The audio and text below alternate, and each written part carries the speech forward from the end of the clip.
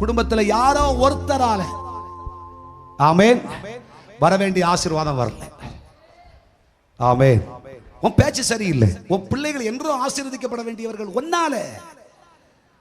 ஆமென். Praise God.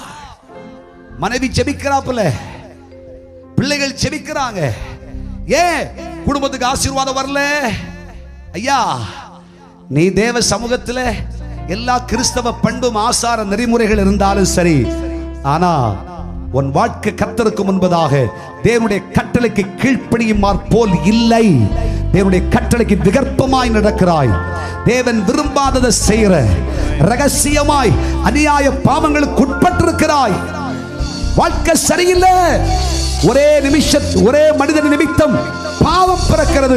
பாவத்தின் நிமித்தம் சகல நன்மைகளும் மனுஷனுடைய வாழ்க்கையை விட்டு தூரமாகி விடுகிறது.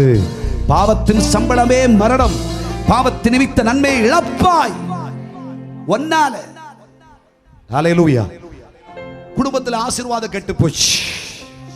ஒரே மனுஷனுடைய பாவத்தின் நிமித்தம், கீழ்ப்படியாமை என்கிற பாவத்தின் நிமித்தம் தேவனுடைய மகிமையையும் நன்மையையும் இழந்து போகும் நிலை ஒட்டுமொத்தமான உலகத்திற்கும் உண்டாயிற்று. அன்பர்களே, இதை கர்த்தராகிய தேவன் சொல்லுகிறார், நீ ஒருவேளை உன் வாழ்க்கையில் என் நிமித்தம், நான் செய்கிற பாவத்தின் நிமித்தம் என் குடும்பத்துக்கு, என் பிள்ளைகளுக்கு, என் வாழ்க்கைக்கு, என் சபைக்கு ஆசீர்வாத குறைச்சல் உண்டாயிருக்கும். ஆனால் ஆண்டவரே, இன்று என் பாவத்தின் தோஷத்தை மன்னித்து உம்முடைய ரத்தம் எனக்காக தானே சிந்தினீர்.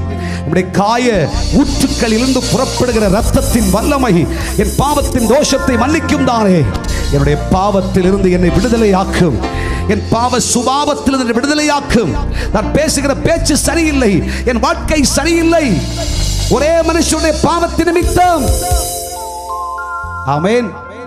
ஒரே யோனாவால ஒட்டுமொத்த கப்பல்ல இருக்கவனுக்கும் கஷ்டம். கைகளை தட்டி கர்த்தரை மகிமைப்படுத்துவோம். நம்ம தான் அந்த ஒரே மனுஷனா இருந்தா இன்னைக்கே மனம் திரும்பிக்கணும். ஹல்லேலூயா. ஏன் ஏன் ஏன் ஏன் ஏன் ஏன் எதனால? உன்னால. இன்று கர்த்தருடைய சமூகத்தில் நீ திரும்புவாயானால் கர்த்தராகிய தேவன் தன்னுடைய விருப்பத்தை உன்னிலே நிறைவேற்றி உன்னை ஆசீர்வதிக்கவும், உன்னை மேன்மைப்படுத்தவும், குடும்பத்திலே வர வேண்டிய நன்மைகளுக்கு இருக்கிற தடைகளை மாற்றி அற்புத வாசல்களை தேவன் திறக்கவும் வல்லவர்.